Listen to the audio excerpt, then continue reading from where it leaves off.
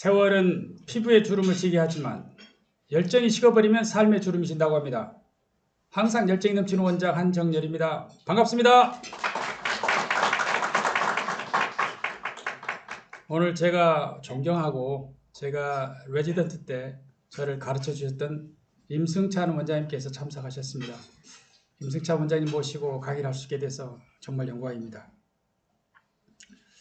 오늘 제가 말씀드릴 내용은 만성 B형 간염의 치료에 대한 내용입니다. 말씀드릴 내용은 제목으로는 6가지.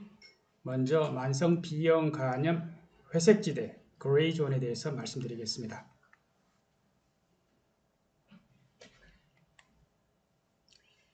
만성 B형 간염은 스테이지가 자연 경우가 5개의 단계가 있죠.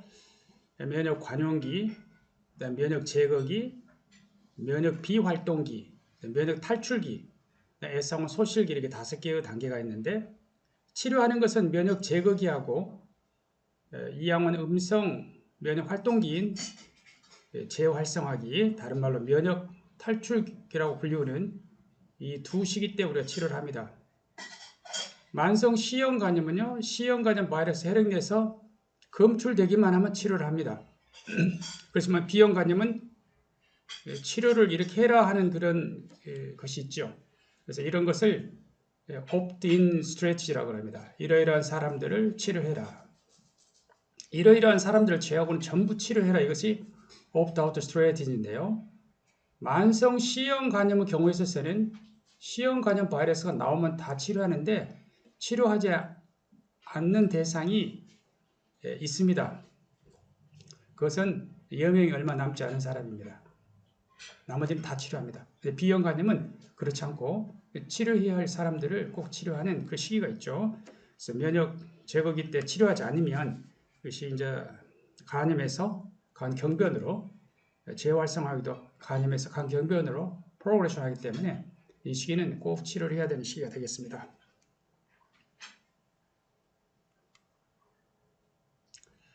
2018년도에 만성 B형 간염 진료 가이드라인을 보겠습니다. 2018년도의 가이드라인에는요, 치료 대상을 이렇게 잡았습니다. E양은 양성 면역 활동기, 그러니까 면역 제거기, E양은 음성 면역 활동기, 그러니까 재활성화기. 이때는 바이러스 양이 10만 카피 또 10,000 카피 이상이면서 ALT가 정상의 2배 이상인 경우에 치료를 합니다. 자, 카피를 5로 나누면 인터내셔널 유닛이 되죠.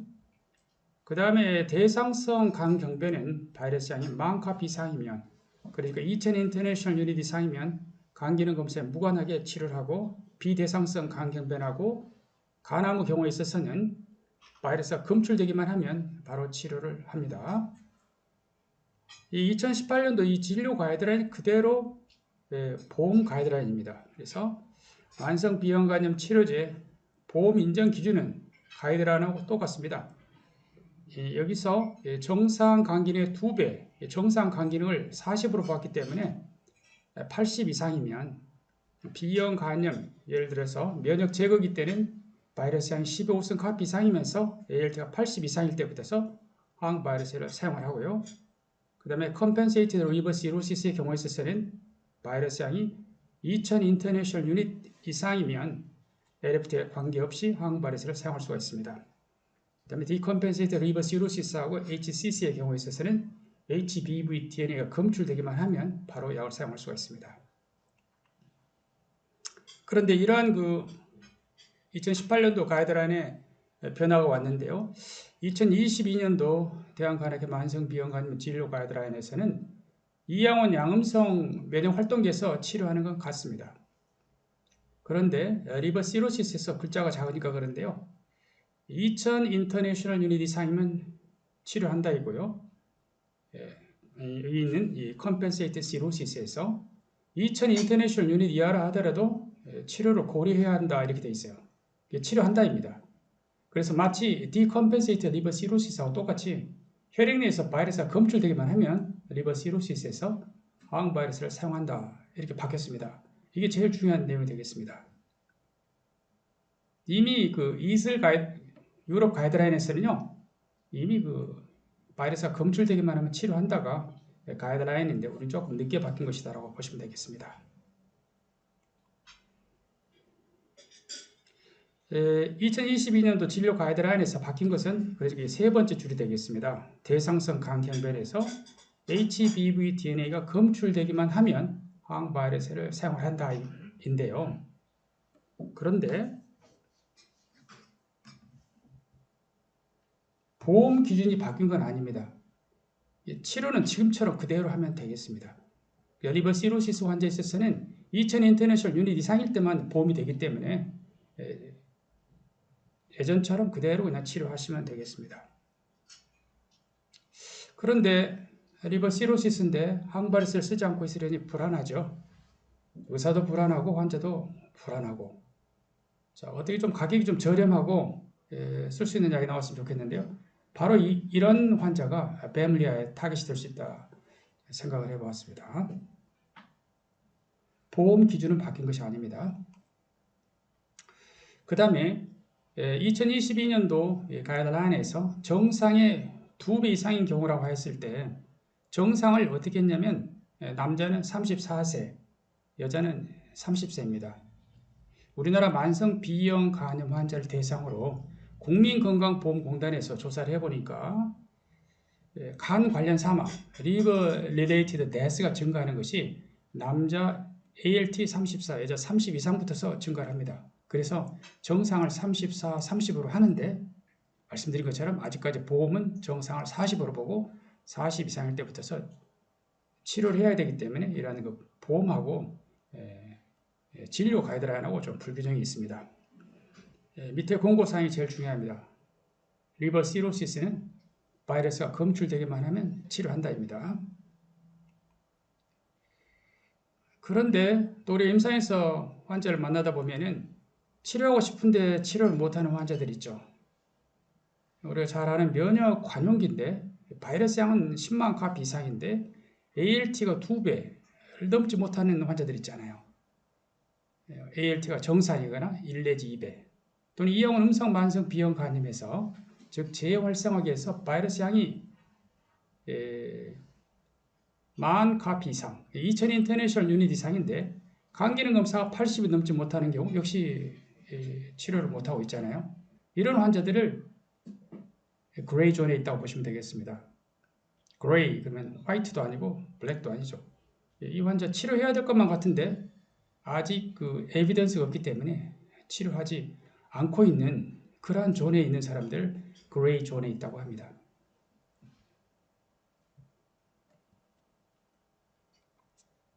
그래서 그레이 존이라고 하는 것은 이양원 양성 환자에서 우리 대한간암의 책자를 그대로 가져온 것입니다. 이양원 양성 환자 그러면은 면역 관용기하고 면역 제거기 두 시기를 말하는 것이죠. HBV DNA가 10의 7승 인터내셔널 유닛 미만이면서 10의 7승 인터내셔널 유닛 이상을 면역 관용기라고 합니다. 그래서 10의 7승 인터내셔널 유닛 미만이면서 ALT가 상승하지 않는 경우 조금 어려우니까 평소 우리가 환자 볼 때 10만 카피 이상인데 ALT가 2배를 넘지 못해서 치료하지 못하는 그 사람들이 바로 여기에 해당이 되겠습니다. 그 다음에 이양원 음성 만성 B형 간염에서는 HBV DNA가 10,000 카피 이상, 즉 2000 인터내셔널 유닛 이상이면서 간 기능이 2배를 넘지 못한 경우 역시 마찬가지로 정말 이 사람들이 치료하고 싶죠. 그런데 그레이 존입니다. 아직 에비던스가 없기 때문에 치료한다라고 되어 있지 않습니다. 이렇게 DNA하고 ALT만을 가지고 이렇게 나누다 보니까 그레이 존이 생기게 됩니다. 그레이 존에 있는 사람들은 간세포 함정 때문에 우리가 치료하고 싶어 하는 것이죠. 예전에는 간 B형 간염이 있었을 때 사망 원인의 중요한 것은 디컴펜세이티드 리버 시로시스였었죠. 지금은 B형 간염 환자의 사망 원인의 90%가 HCC입니다. 그러므로 HCC 예방을 위해서 항바이러스를 쓰고 싶은데 그레이 존에 있는 사람들이 쓰고 싶지만 아직 근거 부족이죠. 근데 환자들이 이 시기에 와가지고 약을 달라고 하잖아요. 그래서 저는 드리고 있어요. 드리고 있으니까요. 그것은 또 뒤편에서 설명하겠습니다. 그러면 이 면역 제거기하고 재활성화할 때 항 바이러스를 사용하는데 이 두 식의 그레이 존이 있다는 것이에요. DNA는 높은데 ALT가 정상의 2배 이상을 넘지 못하기 때문에 약제를 사용하지 못하고 있는 이 존에 있는 사람들을 치료를 하고 싶죠. 특히 이양원 음성 만성 B형 간염은 재활성화기라는 말을 쓰잖아요. Reactivation. 한 번 있었어요. 활성화기가 면역 제거기 때. 그러다가 이뮨 인액티브 상태에 있다가 다시 활성을 시작한 것이죠. 그래서 Reactivation이기 때문에 이 환자들이 이미 파이브로스 버든이 많이 있고 나이가 많고 더 문제가 되는 것은 간염에서 간경변으로의 프로그레션이 이양원 양성 만성 B형 간염의 경우에 있어서는요 1년에 약 3 내지 5%인데 이양원 음성 만성 B형 간염은요 2배입니다. 6에서 10%입니다.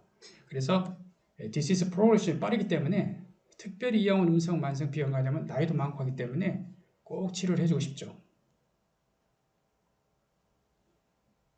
그 다음에 금방 말씀드린 그것만 그레이 존이 아닙니다. 면역 관용기도 그레이 존이 있죠. 10의 7승 인터내셔널 유닛 이상부터서 이 면역 관용기라고 하죠. 환자 나이가 좀 많을 때 일반적으로 vertical transmission 되었을 때 20대 후반 30대 대개 immune active base 그러니까 immune clearance 면역 제거기로 이행을 하게 됩니다. 그런데 이 시기에 나이가 20대 후반 30대가 넘어서 30대 40대 있는 사람 그러면서 DNA가 10의 7승 인터내셔널 유닛 그 언저리 또는 그보다 조금 떨어진 경우 ALT가 정상 상한치 또는 약간 올라가는 이런 경우들이 있습니다. 이런 경우 많이 만나시게 되잖아요. 이럴 때 이 사람이 면역 관용기인지 면역 제거기로 들어간 것인지 다음에 또 검사해보면 다시 또 면역 관용기로 와 있잖아요.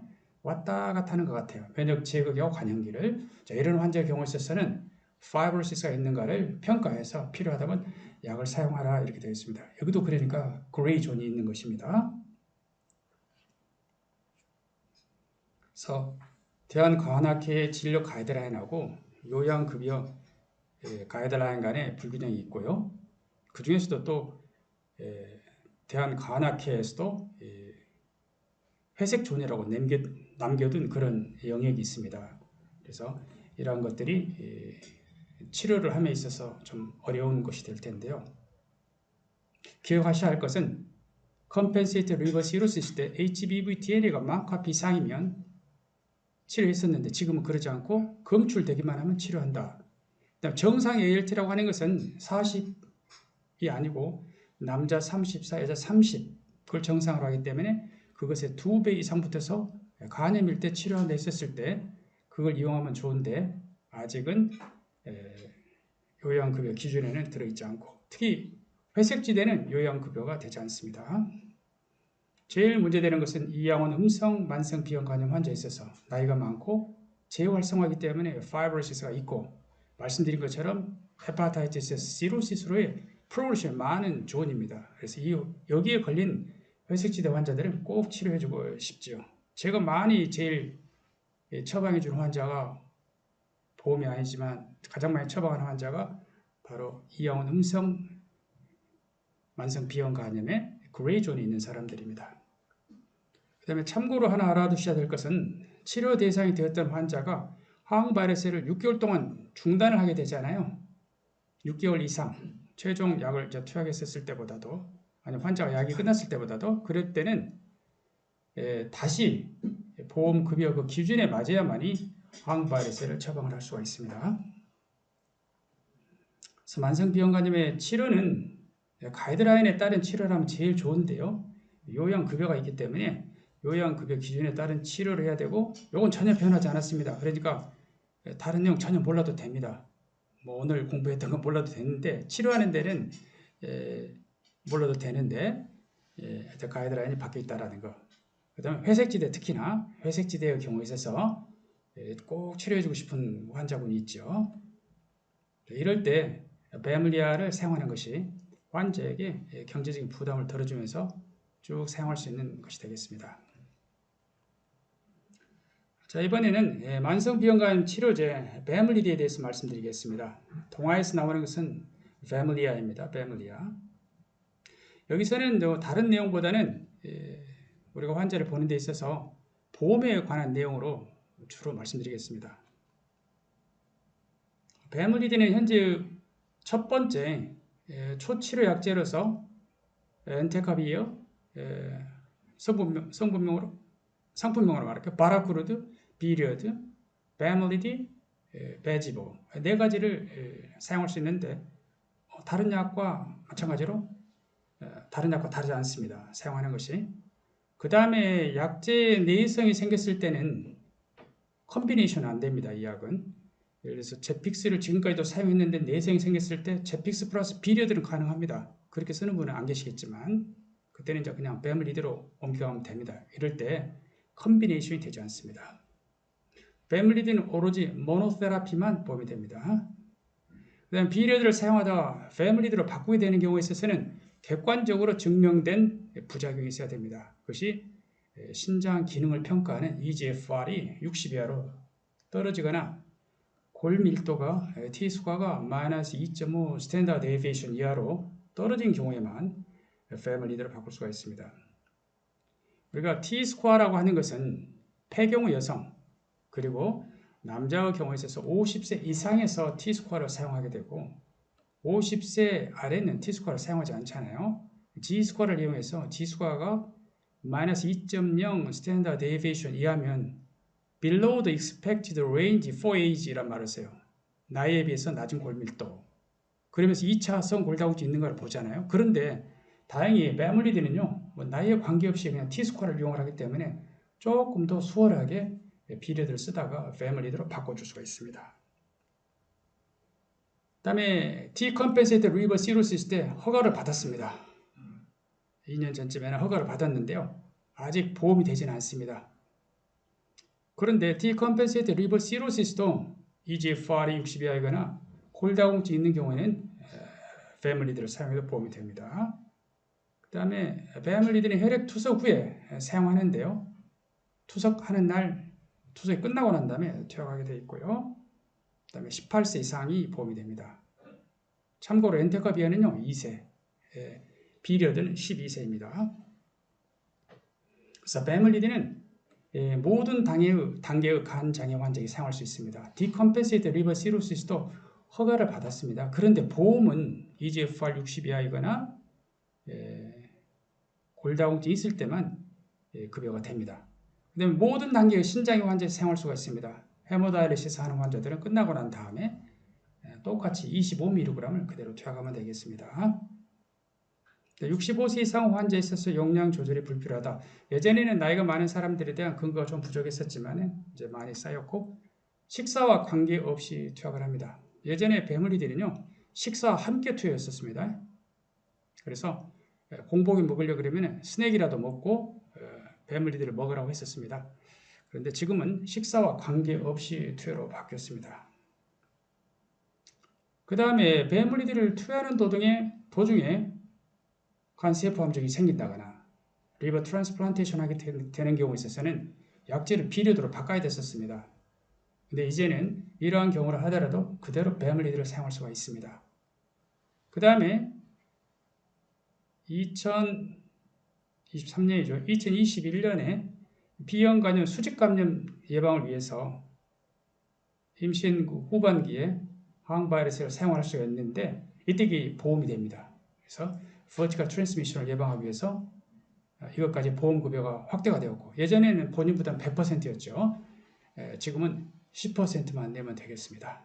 대개 이제 산모들이 가장 많은 그 페이스가 면역 관용기잖아요. 면역 관용기는 바이러스 양이 굉장히 높죠. 버티컬 트랜스미션이 잘 일어날 수가 있습니다. 바이럴 디시즈는요. 바이러스 어마운트가 제일 중요합니다. 감염시키는 데 있어서. 그래서 바이러스 양이 많은 임뮨 토러런스 때 임신을 되게 하기 때문에 수직 감염이 많죠. 근데 이때 약을 투여할 수 있다는 것입니다.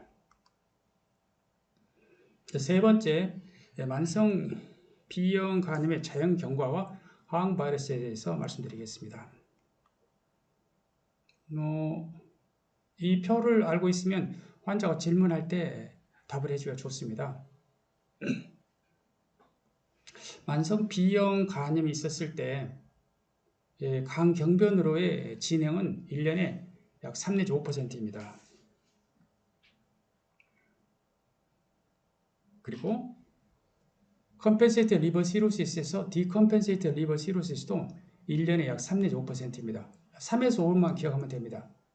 간염에서 대상성, 비대상성 간경변으로 이행이 3 내지 5% HCC가.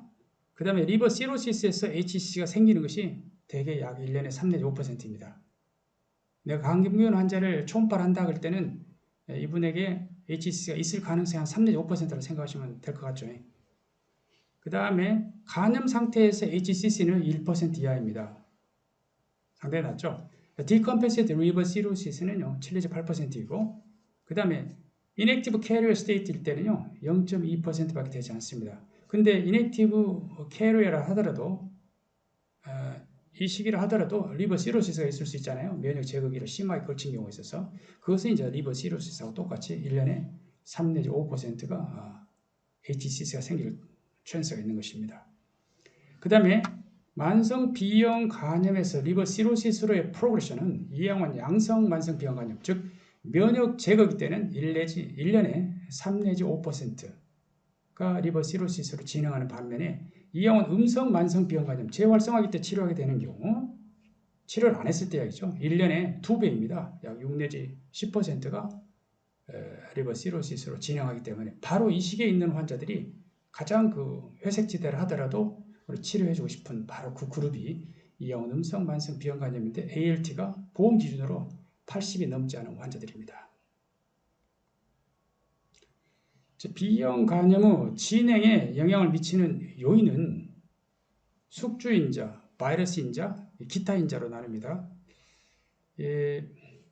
기타인자는 이제 소셜 팩터가 되겠습니다. 사회적 인자라고도 할 수 있는데요. 자, 호스트 인자를 보면은 나이가 많을수록 시로시스하고 HCC로의 프로그레션 많겠죠. HCC and liver cirrhosis. 그 다음에 ALT가 높을수록이에요. 그 다음에 남성.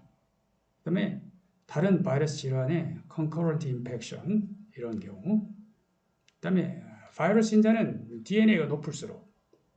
그 다음에 HBs 엔티젠 타이터 높을수록. HBs 엔티젠 타이터 검사를 저는 이용하고 있는 편입니다. HBsNT는 정량 검사가 그리 비싸지 않고요. HBsN 정량 검사는 DNA가 1년 동안 검출되지 않는 환자에 있어서 HBsN 정량 검사를 하면 본인 부담이 많습니다. 80%로 1년에 한 번씩 할 수 있습니다. 그래서 이걸 보면은 이 환자가 HBsNT는 로스가 올 것인지를 조금 예측해 볼 수가 있습니다. 그 다음에 우리나라는 저보다 지노타입 C죠. 그 다음에 ENT는 C로 컨버전이 늦은 경우. 그 다음에 베이살 코어 프로모터 뮤테이션. ENT는 음성이 중에 하나인 베이살 코어 프로모터 뮤테이션이 있었을 때 리버 시로시스나 HCC로의 프로그레션 많습니다. 그 다음에 사회적인 인자로서는요. 술, 담배 비만입니다. 술, 담배 비만. B형 간염이 있으면 술, 담배 비만이 굉장히 중요합니다. 굉장히. 그리고 메타볼릭 리스크 팩터라고 하죠. 비만, 당뇨, 메타볼릭 신드롬이 중요합니다. 제가 왜 이것을 강조하냐면은 아무도 강조를 하지 않아서 제가 강조를 합니다. 남자들이 간세포 함정이 여성들에 비해서 서너 배가 많습니다. 서너 배가 조금 많은 것이 아닙니다. 그것은 이 호스트 팩터나 바이럴 팩터가 다른 것이 아닙니다. 제가 볼 때는 이 소셜 팩터의 차이 때문에 남자가 간세포 함정이 많지 않는가 그렇게 생각을 합니다. 뒤편에 또 나옵니다. 그 다음에 항상 이런 그 리스크 팩터만 있는 게 아니라 보호인자도 있습니다. 그것이 커피입니다. 커피. 그리고 멜포르민, 아스피린, 스타틴 이것이 HCC의 위험도를 줄인다고 알려져 있다. 제가 쓴 것이 아니고 대한과학학회에서 나온 것입니다. 그래서 커피는 환자에게 권해 주시는 게 좋습니다. 항상 뭘 하지 마라 한다기보다는 해도 좋습니다라는 거 주시는 특별히 커피가 좋다고 하면 굉장히 좋아하는 분들 많으세요. 술집에서 안 만나고 이제 카페에서 만나면 되는 겁니다. 예. 그러면 B형 간염의 치료 목표는 대한간학회에서 B형 간염 바이러스 증식을 억제해서 증식에서 생기는 네크로 인플라메이션과 파이브로시스를 억제하고 그로 인한 리버 시로시스, 디컴펜세이티드 리버 시로시스, HCC로의 아까 말씀드린 디시스 프로그레션을 막고 그로 인한 간 이식이랄지 그다음에 리버 릴레이티드 데스를 막음으로써 사망률을 줄이고 생존율을 늘리는 것이 비형간염 치료 목표라고 간학회에 딱 나와 있어요. 그런데 이 목표를 달성할 수 있어요. 항바이러스제로. 초기 단계에서 HBV DNA를 우리가 언디텍터블한 상태로 낮출 수가 있잖아요. 그래서 바이러스 증식을 억제함으로써 네크로 인플라메이션과 파이브로시스를 막을 수 있기 때문에 그 아래 것들은 그대로 되는 것입니다. 그 예로서 HCC 발생 예방 효과하고 리버 시로시스가 리그레션 된다는 것을 이미 많이 들으셨겠지만 말씀드리겠습니다. 엔테카비어가 HCC를 예방한다고 하는 우리나라 연구도 많이 있고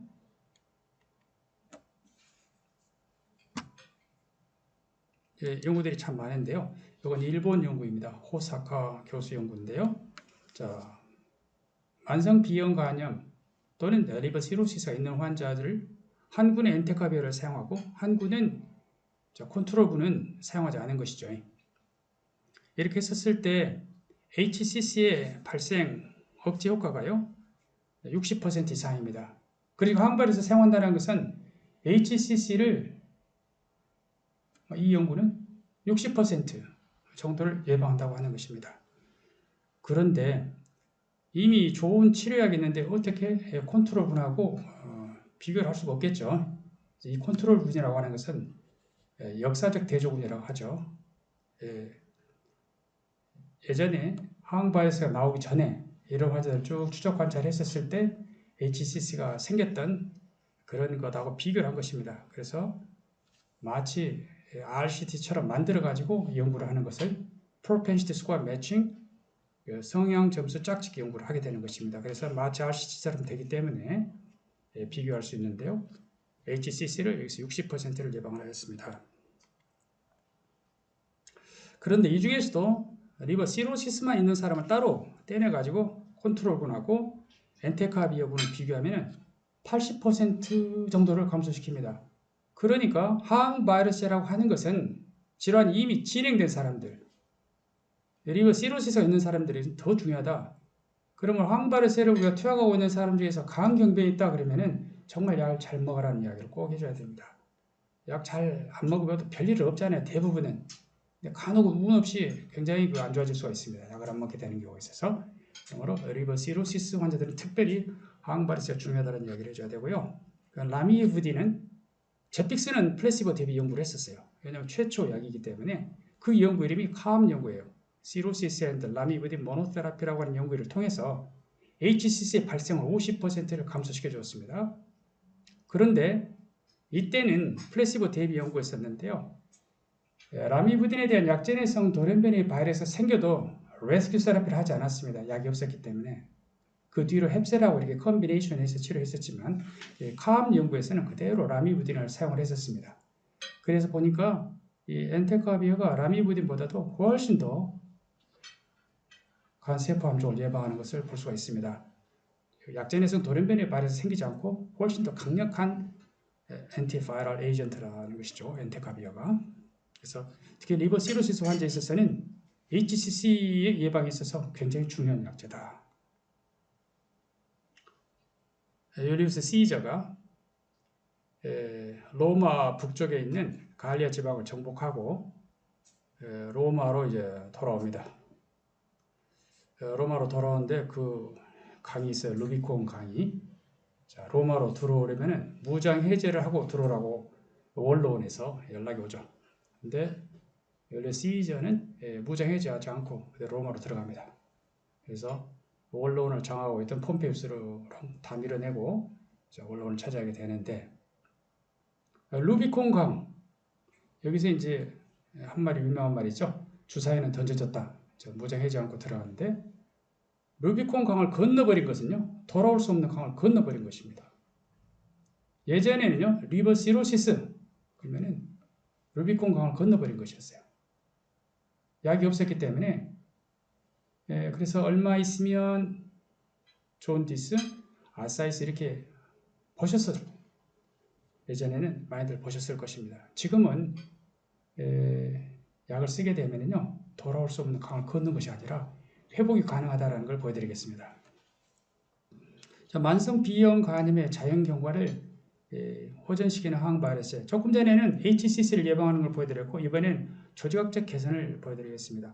근데 실제 임상에서는 조직학적 개선을 볼 수가 없지요. 그래서 임상에 사용하는 것이 바로 파이버 스캔입니다. 이건 유명한 스터디 102-103, 헵세라하고 비리어드를 비교한 연구에서 비리어드 군에서 베이스라인하고 치료 1년 후, 치료 약 5년경에 3차례 페어드 바이옵시를 해가지고 이 바이옵시를 가지고 비교를 한 연구입니다. 여기서 보면은 환자 A에 있어서 이 빨간 것이 파이브로시스입니다. 5년 후에 파이브로시스 거의 없죠. 페이션트 B도 파이브로시스가 1년 후에 줄어들게 되고 5년 후에 거의 다 빠져나간 것을 볼 수 있습니다. 이것을 이제 퍼센트 콜라겐 에어리어로 이제 평가를 한 것입니다. 그럴 때 21%였는데 4% 이런 식으로 이제 감소를 하는 것이죠. 조직학적으로 개선이 된다는 것입니다. 조건이 있습니다. HBV DNA가 검출되지 않은 상태를 그대로 쭉 유지를 하면 5년 후에 리버 시로시스가 있는 4명 중에서 3명은 노모 시로시스입니다. 간경변이지 아닙니다. 그렇기 때문에 환자들에게 굉장히 저는 긍정적인 이야기를 많이 해줍니다. 리버 시로시스도 호전될 수 있습니다. 굉장히 의아한 눈으로 환자들을 보시거든요. 조직학적 데이터가 딱 있기 때문에 이걸 자신있게 얘기하시면 되고, HCC를 예방하기 때문에 리버 시로시스가 있을수록 더욱더 항바이러스의 중요성을 이야기를 합니다. 이것이 바로 그 리버 시로시스는요, 파이브로시스를 평가할 때 유샥 파이브로시스 스코어는 1점부터 6점까지 나누게 되는데 5.6점이 리버 시로시스죠. 5.6점인데 여기서 4점이 빠져버리면 3점이 빠져버리면 3점 빠진 사람 제일 많죠. 2점이 빠지거나 1점이 빠졌을 때는 이제 5, 6점이 아니기 때문에 리버 시로시스가 아니죠. 그래서 노모 시로시스입니다. 그래서 약 한 350명을 대상으로 이 바이옵시를 한 연구죠. 그 중에서 리버 시로시스가 있는 사람만을 대상으로 96명을 평가를 해보니까 71명이 리버 시로시스가 리버설이 되었습니다. 그래서 간경변도 호전됩니다라고 환자들께 꼭 말씀을 해주셔야만이 환자들이 더 열심히 치료합니다. 이번에는 만성 B형 간염, 간세포 함종 팩트 시트를 보도록 하겠습니다. 카슬에서 나온 2021년도 HCC의 팩트 시트를 보도록 하겠습니다. 2018년도에 우리나라 간세포 함종 환자 수는요, 11,200명이 생겼습니다. 남자가 8,700명, 여자가 2,400명입니다. 남자가 여자보다 HCC가 서너 배가 더 많습니다. 아까 말씀드린 것처럼 바이러스 팩터는 호스트 팩터가 차이가 있는 건 아닌 것 같고요. 소셜 팩터에 있어서 남자가 훨씬 더 노출이 많은 것 같습니다. 우리나라 현재 B형 간염의 유병률은요, 그냥 2%로 외우면 될 것 같습니다. 이것은 질병관리청에서 나온 2020년도 데이터이기 때문에 남자 2.2%, 여자 1.8%로 2%로 외워놓으면 됩니다. 20대 미만은요, 0.1% 정도밖에 되지 않습니다. 1000명당 1명밖에 되지 않아요. 그런데 40대는 4%, 50대는 5%가 있습니다. 여전히. 그래서 다 통틀어서 2% 정도의 B형 간염 환자들이 있습니다. 그런데 HCC 한번 발생을 볼까요? HCC의 발생은요, 10대, 20대, 30대 이 파란색이 이쪽이 요 연한 파란색이 남자, 분홍색 여자입니다. 두 개를 합친 것이 진한 파란색인데요. 보면은요, 30대까지는 HCC가 별로 없어요. 40대가 되니까 그냥 점프를 하죠. 점프를. 50대는 더 점프를 합니다. 그러니까 40대 이후부터서는 HCC에 대한 스크리닝을 하면 안 되죠. 서베일런스를 국가에서 1년에 2차례 하는 것입니다. 그래서 40세가 넘으면 HCC에 대한 스크리닝이 굉장히 중요하잖아요. HCC가 이렇게 급격하게 증가를 하니까. 그런데 여기 보면은 남자, 여자가 어떻습니까? 너무나도 큰 차이가 나게 남자가 많죠. 서너 배가 많은 것입니다. 이 사실도 잘 모르고 계시는 분들 많아요. 그러면 조 발생률이라는 것은 무엇이냐면 크루드 인시던스 레이스는요. 10만 명당 몇 명 생기는가를 보는 겁니다. 보니까 30대, 40대, 50대, 60대, 70대 더 올라가 버려요. 아까 그것은 그냥 그 나이대 사람들의 HCC의 그 숫자였고 이것은 10만 명당 몇 명이 생기느냐 보는 것이죠. 역시 암이라고 하는 것은 나이하고 관련이 있습니다. 나이가 많을수록 계속 HCC는 증가한다는 것입니다. 다음에 HCC를 가진 환자의 4분의 3은 리버 시로시스가 있습니다. 그러므로 HCC 치료가 어렵다고 하는 것은 두 개의 병을 동시에 치료해야 되죠. HCC도 치료해야 되지만 리버 시로시스도 같이 생각하면서 치료를 해야 됩니다. 말씀드린 것처럼 질환의 진행 걸면 리버 시로시스하고 HCC를 말하는데 리버 시로시스하고 HCC의 그 진행에 관여하는 것이 호스트 팩터나 바이러스 팩터는 차이가 없어요. 보면은 바로 미셀라니어스 소셜 팩터 차이 때문에 남자가 더 많은 것 같아요. 술, 남자가 더 많죠. 담배, 그 다음에 비만. 비만은 물론 여성도 많지만 남성이 더 많죠. 그 다음에 메타볼릭 신드롬. 메타볼릭 신드롬은 40대, 50대 남자들 굉장히 많아요. 여자들은 50대가 넘어가면서 지속적으로 메타볼릭 신드롬이 증가를 하죠. 그래서 이러한 그 사회적 요인 차이 때문에 그러는지 남자에서 여성에 비해서 HCC의 리스크가 서너 배 높다. 그러므로 비형간염 환자에게 술, 담배, 비만 이 세 가지 꼭 이야기해 주셔야 됩니다. 당연하겠죠. 알코올이 리버 시로시스하고 내시 리버 시로시스가 있잖아요. 파이브로틱 버든이 더 증가되기 때문에 주의를 해줘야 될 것입니다. 이번에는 임신 중 수직 감염 예방에 대해서 말씀드리겠습니다. 비형 감염 예방은 우리 예방접종을 하는 것은 수평 감염을 예방하기 위해서 한다고 되게 생각하죠. 그런데 우리나라 2002년부터서 주상기 수직 감염 예방 프로그램이 들어왔죠. 그래서 태어난 신생아 대개 12시간 이내에 수동 면역, 능동 면역을 동시시키는 것입니다.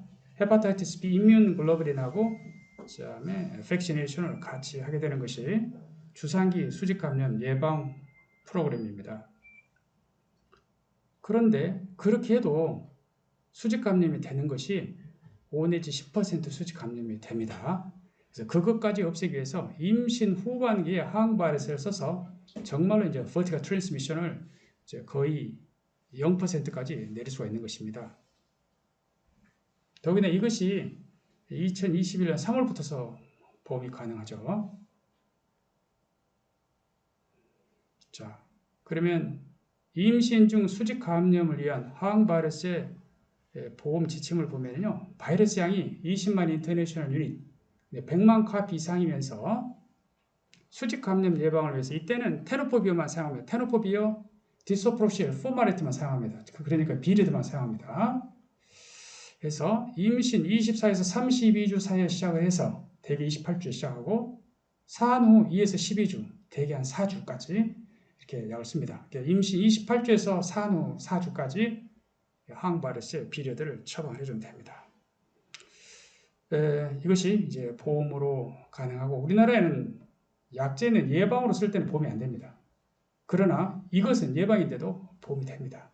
그래서 여기 찾아오는 산모가 있으시면 꼭 해주시기 바랍니다. 이제 환자들하고 진료실에서 많이 이야기 나누는 생활 수칙에 대해서 특히 리버 시로시스 환자의 대화에 대해서 말씀드리겠습니다. 말씀드린 것처럼 술, 담배, 비만 이 세 가지 꼭 피해라고 말씀하셔야 됩니다. 담배는 아니지만 술하고 비만은 파이브로시스를 더 프로그레션, 더 덧치게 할 수가 있죠. 간에 좋은 음식이라는 건 없습니다. 커피는 대한간학회에서 권장합니다. 그 다음에 다시 이야기 드리지만 간 질환의 진행 그러면은 리버 시로시스, HCC로의 진행을 말하는데 이런 진행에 관여하는 것이 호스트 팩터, 바이러스 팩터, 미셀라니어스 팩터가 있는데 호스트 팩터하고 바이러스 팩터는 남녀 간에 별 차이가 없다라는 것이죠. 그럼에도 불구하고 남자가 HCC가 서너 배가 많다고 하는 것은 아마 소셜 팩터와 관련이 있지 않을까 이렇게 생각을 합니다. 말씀드린 것처럼 비형간염 유병률은요. 남자 2.2, 여자 1.8%로 20%가 더 많지만 HCC는 전혀 다른 이야기예요. 남자가 여자에 비해서 서너 배가 더 많습니다. 그 다음에 환자에게 그 말하고만 하면 싫어해요. 그래서 커피는 건강에 좋다고 이야기를 해주시기 바랍니다. 비형간염도 리버 시로시스의 프로그레션도 막을 수가 있고요. 리버 시로시스가 간염 환자에 있어서 커피는 HCC를 예방하는 또는 간염에서 간경변으로의 프로그레션을 막는 그런 효과가 있습니다. 커피를 좋아하시는 분은 하루 3잔 이상도 괜찮고요. 커피 종류 관계없습니다. 믹스 커피든지 블랙 커피든지 관계없고요. 원두의 종류도 상관없습니다. 아라비아 커피건, 그렇죠. 아라비카 커피건, 그렇지 않으면 로부스터 커피건 상관없습니다. 예전부터 우리나라 민간요법으로 많이 썼던 것들 있죠.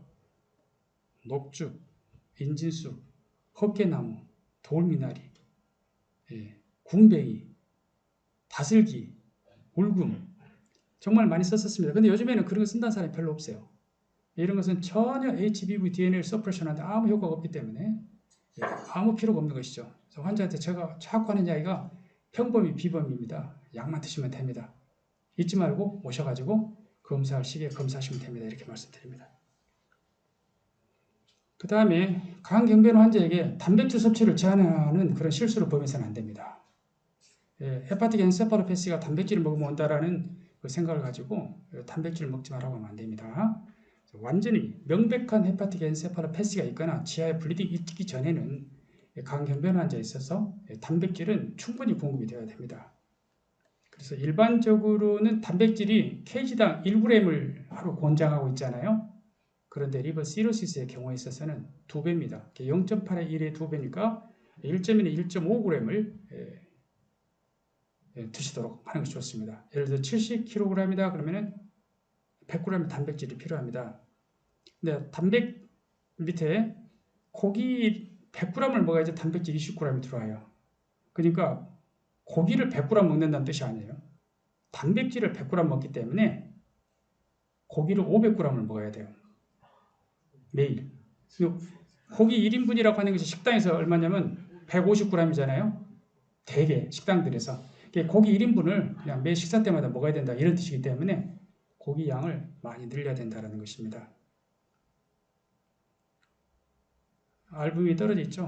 알부민 생산 감소와 더불어서 영양 실조가 알부민 감소에 관여한다는 것이고 지방간이 있으면 탄수화물을 줄이고 단백질을 늘리는 것이 또 방법이 되겠습니다. 소금 섭취는 줄이고 리버 시로시스는요 대사가 항진되어 있는 질환입니다. 그래서 칼로리 소모가 많기 때문에 영양 결핍이 많습니다. 그러므로 영양요법을 잘 해야 되겠습니다.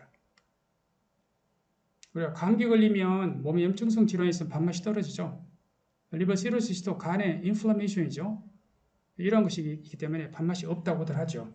잘 먹지 못해서 영양 결핍이 많습니다. 그렇기 때문에 자주 먹고 필요할 때는 야식도 하라고 합니다.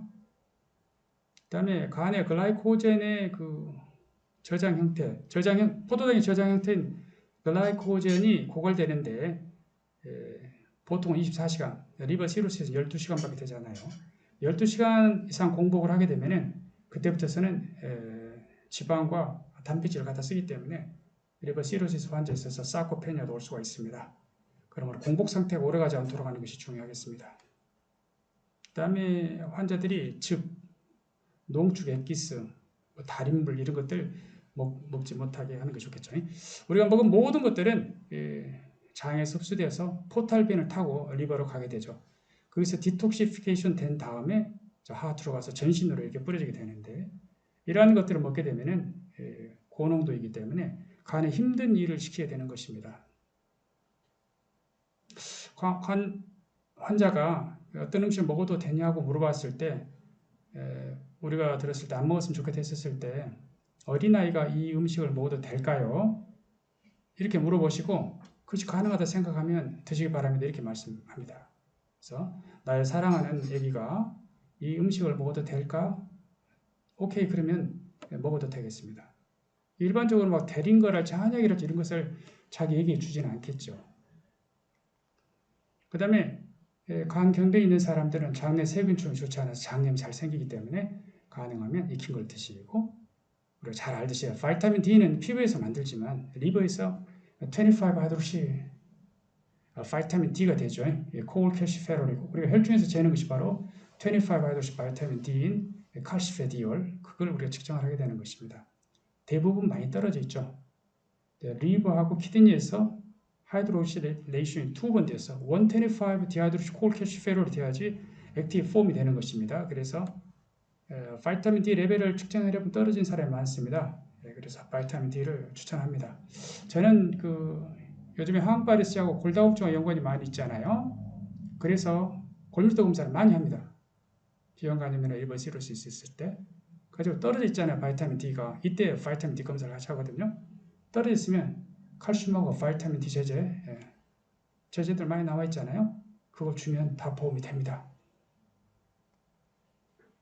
간에 좋은 음식은 없어요. 커피뿐입니다. 면역 증강제 없습니다. 면역 증강제 찾는다고 홍삼 등등 없습니다. 건강한 생활 습관이 바로 면역 증강제입니다. 오늘 이 모임을 마련해 주신 베물리아, 동화에서 나온 베물리아에 대해서 잠시 말씀드리겠습니다. 모양이 베물리아하고 똑같이 생겼죠. 노란색입니다. 25라 써져 있죠. 테노포비아 25mg이 들어있습니다. 색깔도 똑같고, 아까 이야기 들으셨죠? 베물리아가 3,500원이라면 베물리아는 2,500원입니다. 가격이 저렴하기 때문에 현재 보험이 커버되지 않는 영역에 있는 환자들, 그레이존, 특히 이형은 음성만성 비형간염의 그레이존 에어리어, 리버 시로시스에서 바이러스 양이 10,000카피를 넘지 못하는 경우, 이런 경우에 있어서 좋은 적응증이 될 수 있겠다 싶습니다. 그래서 베물리디는 테노포비아 알라페나마이드죠. 테노피아 알라페나마이드 헤미푸마레이트예요, 정확하게. 그런데 베물리아는 테노피아 알라페나마이드 사이트레이트예요. 염이 좀 다르죠. 이제 계량 신약입니다. 비리어드가 나왔을 때 테노포비아 베물리드가 나왔을 때 베물리드 염을 바꾼 거잖아요. 그게 바로 계량 신약이에요. 근데 또 이것의 염을 바꾼 거, 이것 또한 계량 신약인 것입니다. 아직은 무슨 임상을 통해서 HBVD의 서프레션이 같다거나 이런 것이 아니고요. 약제의 바이오 이퀴버런스 테스트를 통해서 생물학적 동등성을 입증하였습니다. 그래서 혈액 내에서 테노포비아 알라페나마이드하고 그냥 테노포비아만 가장 주성분이잖아요. 테노포비아만을 측정을 해봤더니 타임 컨센트레이션 커브, 이것이 바로 파마코카이네틱스의 역동학이죠. 이 커브가 겹치는 걸 볼 수 있어요. 베물리디하고 베물리아가 겹치는 것을 볼 수가 있습니다. 생물학적으로 동등하다 이렇게 보시면 되겠습니다. 자, 베물리디는 테노포비아 성분으로 25mg, 베물리디는 테노포비아 성분 300mg, 10배 이상이 더 들어있죠. 그런데 베물리디는 반감기가 깁니다. 그래서 혈장 안정성이 있기 때문에 간에서 필요한 것은 오로지 간세포 내에서 바이러스 억제에 필요한 것은 테노포비아만 필요합니다. 그래서 테노포비아가 안으로 들어가게 되고, 여기서 테노포비아 포스페이트 2개를 더 받아가지고 테노포비아 디포스페이트가 비형간염 바이러스의 DNA 폴리머레이스를 억제하게 되는 것입니다. 테노포비아 그 성분은 장에서 이렇게 혈액 내로 들어갈 수가 없습니다. 그래서 장애로 흡수될 수 있도록 만든 약이 바로 프로드러그인데, 그 프로드러그가 바로 비리어드, 패밀리디, 그 다음에 패밀리아 이런 약자들인 것입니다. 그러니까 들어가지 못한 것이 조금 남는다 그러면 비리어드는 많이 남게 되죠. 많이 남게 되는 것은 이게 분자량이 큽니다. 분자량이 크기 때문에 키드니에서 그로메룰러 필트레이션이 되지 않고 튜블러 익스클루션이 됩니다. 결국은 튜브를 통해서 유린으로 나가야 되는데 튜블러로 들어갔는데 튜블러 셀로 들어갔는데 거기서 유린을 그쪽으로 나가지 못하면 프록시멀 튜블의 마이토콘드리얼 DNA 폴리머레이스를 억제해가지고 손상이 오게 되는 것입니다. 세뇨관 손상이. 그 심한 것이 팡코니 신드롬이 되겠습니다. 오늘 제가 말씀드린 내용은 이 환자에게 약을 쓰면은 HCC를 예방할 것만 같은데 아직 약을 쓸 수 없는 사람들, 그 사람 우리가 회색지대라 그래요. 아직은 에비던스 부족하기 때문에 약을 권고하지 않는 것입니다만은 판단에 따라서 가족력에 HCC가 있다거나 리버 시로시스가 있다거나 환자가 꼭 먹고 싶어 한다고 할 때는 저는 처방하고 있습니다. 그 다음에 만성 비형간염 치료제 패밀리디에 주로 보험에 대해서 말씀드렸고 그 다음에 비형 간염의 자연 경과 그래서 리버 시로시스하고 HCC가 생기는 그것을 말씀드렸고 이때 항바이러스제가 HCC를 예방한다는 것은 엔테카비를 통해서 바이옵시 상에서 리버 시로시스를 개선시킬 수 있다는 것은 비리어드의 스터디를 통해서 보여드렸습니다. 그 다음에 간세포암종 팩트 시트는 비형간염 유병률은 남자가 20% 많아요. 그런데 HCC는 서너 배가 더 많다. 술, 담배, 비만이 중요한 요인일 것이다. 그다음에 임신 중 수직 감염 예방이 아직 채 2년이 안 됐습니다. 이제 vertical transmission을 막기 위해서 항바이러스를 썼을 때 이게 이제 보험이 됩니다. 임신 28주부터서 사한 후 4주치, 대개 16주치를 처방을 해드립니다. 그 다음에 그리고 나서는 환자 보고 이제 돌아다닐 수 있으면 병원 오시라 그래요. 면역 관용기였지만 진짜 치료가 필요한 시기로 바뀌어져 있을 수도 있으니까요. 그 다음에 만성비형간염, 특별히 감기응변 환자에 있어서 생활수칙에 대해서 말씀드렸습니다. 그냥 좋은 일이 가장 좋은 것이라고 합니다. 금년에 그냥 좋은 일 많이 생기시기 바랍니다. 감사합니다.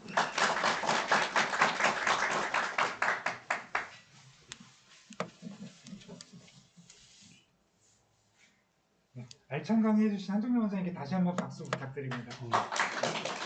혹시 질문 있으실까요? 질문 있는 분께는 제가 마이크 전달해드리거나 아니면은 거기 놓여있는 그 메모지에다가 질문 작성해서 저한테 전달 주시면은 질문 전달해서 답변 드릴 수 있도록 하겠습니다.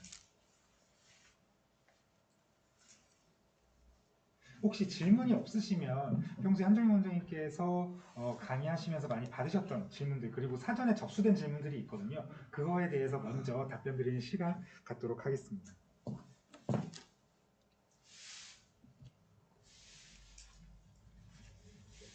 비리어드 2의 도중에 골다공증이 있으면 패밀리드로 바꾸면 골밀도의 변화가 어떻게 되느냐 원상태로 회복이 됩니다.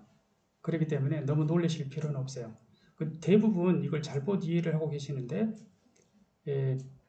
비리어드를 써서 골다공증이 생긴 경우가 아닌 것이 훨씬 많을 것입니다. 그 사람이 원래 뼈가 약할 수도 있고요. 우연히 어쩌다 찍어보니까 골밀도가 낮은 것이지 비리어드 때문에 그런 건 아니에요. 비리어드에 의해서 골다공증이나 EGFR이 60여로 떨어져가지고 그 스터디를 계속 못했던 것은요.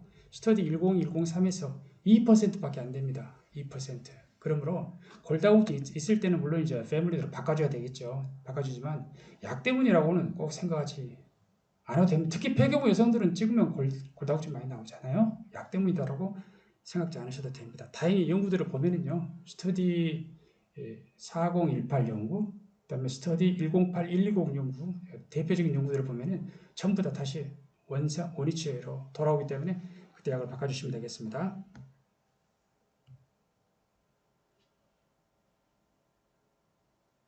패밀리드가 피리어드 대비 간 기능 정상화에 빨리 도달하죠. 아까 그 HCC의 리스크 팩터 중에서 ALT가 높을수록 HCC가 많다고 했었습니다. 그래서 비리어드가 패밀리 대비 HCC를 더 많이 예방시킨다라고 하는 또 우리나라 아산병원 연구도 있잖아요. 예, 연세대에서 나온 것은 그렇지 않다는데, 그래서 간 기능이 떨어지지 않으면 이 환자를 비리어드에서 패밀리드로 바꿔주고 싶은데 보면 안 됩니다. 그리고 이 사람이 안 떨어지면 먼저 생각해야 될 것은 이 사람이 비만해서 지방간 있는가, 술을 먹고 있는가, 뭔가 간에 톡식한 어떤 물건을 먹고 있지 않는가 생각해야지 이걸 패밀리드로 바꿔주면 좋을 것이다. 생각은 가능하지만 물론 이제 연구에서는 그렇게 나왔어요. 약 2배 정도 더 패밀리드로 바꿨을 때 비리어드 대비 간 기능이 정상화 더 되긴 합니다. 근데 보험은 안 됩니다.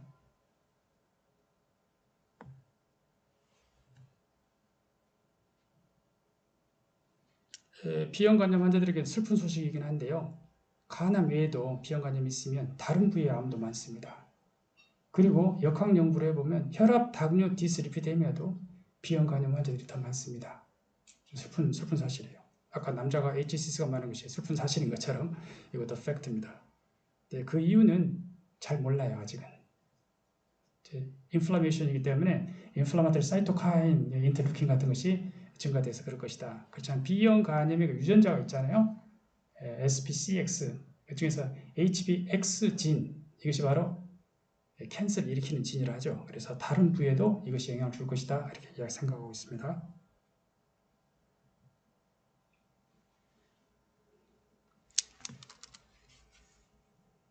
회색지대에서 비형간염 치료제를 투여하고 있나요? 제가 제일 많이 투여하는 것은 이양원 음성 만성 비형간염에서 간 기능이 정상이거나 1 내지 2배이면서 가족력에 HCC나 리버 시로시스가 있으면 제가 먼저 투여하자고 이야기를 합니다. 그 다음에 인액티브 HBs한테 캐리어인 면역 조절기 이뮨 인액티브 스테이지에서도 시로시스가 있는 사람들 있죠. 이 사람들은 당연히 투여해야 되겠고, 최근에 이제 리버 시로시스는 DNA가 검출되기만 하면 치료한다고 되어 있기 때문에 보험 가이드라인에 맞지 않는다 하더라도 컴펜세이트 리버 시로시스 환자에게 이때는 꼭 투여하게 되겠습니다.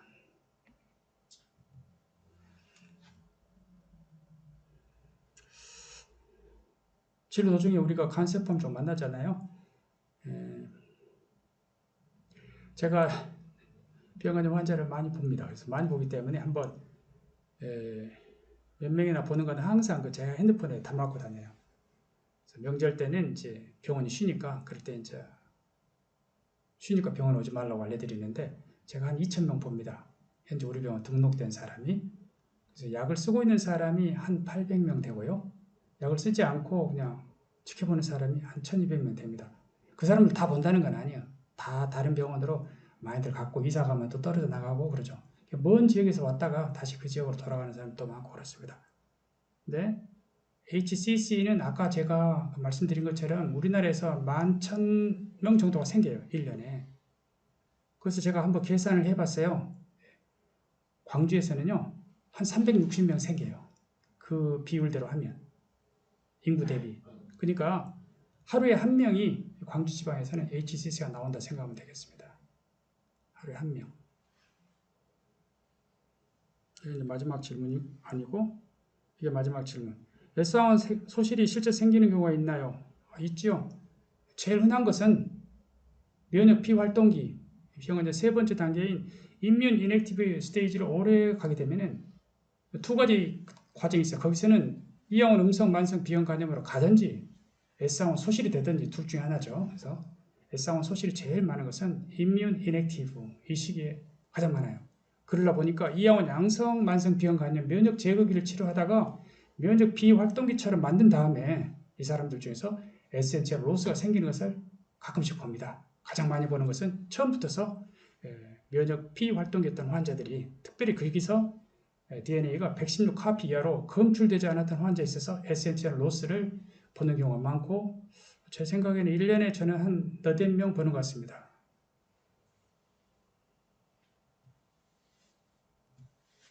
네, 미리 들어온 질문에 대해서는 말씀드렸습니다. 혹시 추가로 질문 있으실까요? 이제 혹시 저도 질문 네, 하나 네, 드려도 네. 괜찮을까요? 그 아까 원장님께서 강의해 주시면서 그레이존에서 이양원 음성인 환자들 중에 이제 보험이 안 되더라도 처방하시는 경우가 있다고 말씀 주셨는데 혹시 그렇게 보험이 안 되는 경우에 처방하신다 그러면 그게 비급여로 처방이 되는 건가요? 아니면 환자 전액 본인 부담으로 처방을 하게 되시는 건가요? 네, 백대백 말씀드려요. 저는 거의 비슷한 의미로 알고 있는데 어떻게 좀 정확하게 알고 계신 분이 좀 설명을 해주시기 바랍니다. 그냥 보험 안 하고 그냥 아, 우리 전 원장님께서 그 보험 요강에 이 조건이 맞지 않는 환자는 본인 부담한다고 나오지 않으면 비급여를 하면 불법입니다. 여전히 이해가 안 되지만 아셨죠? 그러니까 100대 100으로 내라 이 말이에요. 100대 100이 됩니다. 100대 100. 감사합니다. 혹시 더 이상 질문 없으시면 네, 마지막으로 질문까지 준비해서 답변 주신 한정 원장님께 박수 보내드리면서 말씀을 하겠습니다. 감사합니다. 네, 긴 시간 강의 주신 한정 원장님 정말 감사합니다. 네. 고생하셨습니다.